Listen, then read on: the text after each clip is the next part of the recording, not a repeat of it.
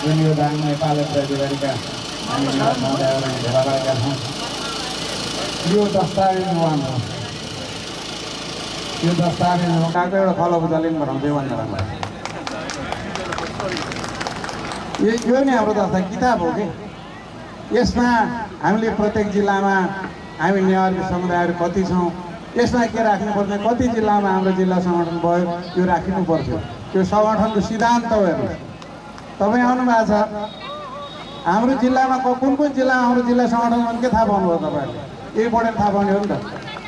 यो छैन। अध्यक्षज्यू र महासचिवज्यू मैले देखेको, अनि त्यसपछि कोषाध्यक्षजी हुनुहुन्छ, एकजना सचिव हुनुहुन्छ, एकजना एक दुईजना महिला दिदीहरू उपाध्यक्ष हुनुहुन्छ। त्यही बिचका पदाधिहरू कहाँ जानुभयो? यहाँ आउनु भएको छैन। किन आउनु भएन? राजनीति गरेर जानुभयो। यो भुलाइनु पर्थ्यो कि त्यो सङ्गठनको सिद्धान्त हेर्नु। हामीले सिक्ने यहाँबाट हो।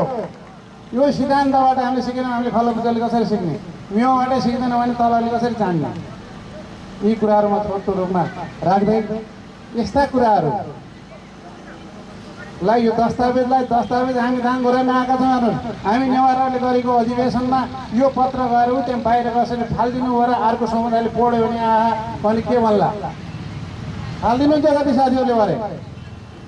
त्यसले पढ्ला यो हाम्रो पहिचान कहाँ गयो त? यसैले हाम्रो यहाँबाट पहिचान झल्काउने। कति हामी सामर्थ्यता रहेछौँ त? यहाँ कति गरिब रहेछ त नि एउटा